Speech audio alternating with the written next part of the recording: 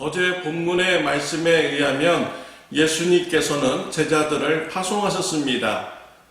전도를 할 때 많은 핍박이 있을 것이라고 가르쳐 주셨습니다. 핍박을 두려워하지 말라라고 말씀을 하셨습니다. 오늘 본문 말씀에서 보면은 제자의 길을 가려면 희생이 있음을 말씀하여 주셨습니다. 38절과 39절의 말씀을 보면 또 자기 십자가를 지고 나를 따르지 않는 자도 내게 합당하지 아니하니라. 자기 목숨을 얻는 자는 잃을 것이요 나를 위하여 자기 목숨을 잃는 자는 얻으리라 라고 했습니다.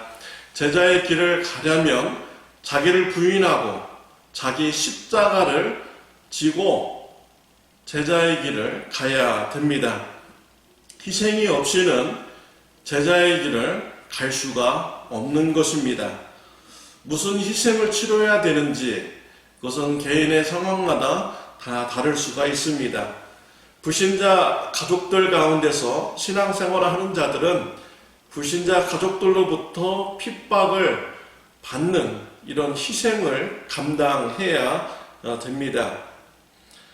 또한 선교사님들은 부모 친척을 떠나서 먼 나라에 가서 복음을 전하고 다른 문화, 다른 언어권에서 살면서 복음을 전해야 될 이런 어려움을 감당해야 합니다. 공산국가에서 예수님을 믿는다는 것은 참 어려운 일입니다.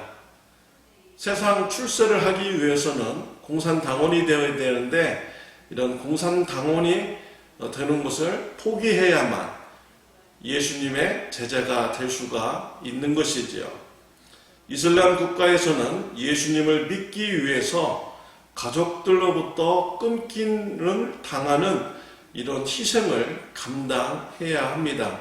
이와 같이 예수님의 제자의 길을 가려면 희생이 있어야 됩니다. 희생이 없이는 예수님의 제자의 길을 따라갈 수가 없는 것이지요. 39절에 보면 자기 목숨을 얻는 자는 잃을 것이요 나를 위하여 자기 목숨을 잃는 자는 얻으리라 라고 했습니다. 제자들이 예수님을 위하여 자신의 것을 희생하고 따른다면 예수님께서 갚아주십니다. 그러나 자신을 희생하지 않고 예수님을 위해서 내 것을 희생하지 않으려는 이런 자들에게는 제자의 길을 따라갈 수가 없는 것입니다. 예수님을 따르기를 원하신다면 희생을 치르면서 제자의 길을 가야만 합니다. 그 희생을 예수님께서는 다 갚아 주십니다. 제자들에게 어려움만 있는 것이 아닙니다. 예수님은 제자들에게 특권을 주셨습니다. 40절에 보면 너희를 영접하는 자는 나를 영접하는 것이요 나를 영접하는 자는 나를 보내신 이를 영접하는 것이라 라고 하셨습니다.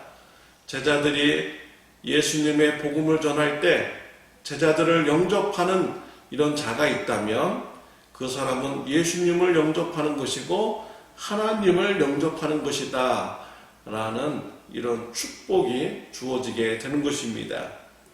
또 42절에 보면 또 누구든지 제자의 이름으로 이 작은 자 중 하나에게 냉수 한 그릇이라도 주는 자는 내가 진실로 너에게 이르노니 그 사람이 결단코 상을 잃지 아니하리라 하시느니라.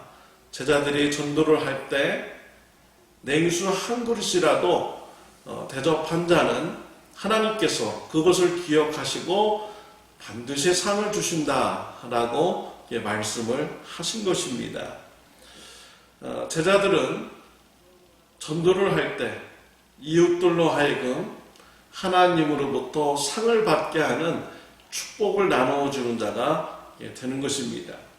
사랑하는 성도 여러분, 저와 여러분들은 예수님의 제자입니다. 예수님의 제자의 길을 걸어가기 위해서 희생할 것이 우리에게 주어집니다. 그 희생을 잘 감당하면서 제자의 길을 걸어가는 저와 여러분들이 되시기를 바랍니다. 우리 예수님께서 우리의 희생한 것을 다 보고 계시고 다 갚아주십니다. 또한 제자가 전도를 하기 위해서 열심히 힘쓸 때 제자들을 대접한 자에게는 하나님께서 기쁘게 보시고 그 사람에게 상을 주신다라고 말씀을 하셨습니다. 축복을 나누어 주는 귀한 제자의 길을 걸어가는 저와 여러분들이 되시기를 바랍니다. 기도드리겠습니다. 하나님 아버지 감사합니다.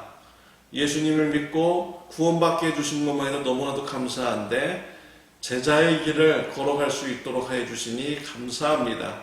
제자로서 걸어갈 때 이웃들이 제자들을 영접하면 하나님께서 기쁘게 보시고 또한 그들에게 상을 주시는 귀한 말씀을 주셨습니다.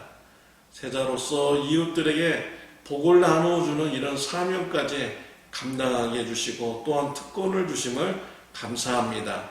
저와 우리 성도님들 제자의 길을 희생하면서 담대하게 제자의 길을 걸어가는 저와 우리 성도님들 되게 하여 주옵소서.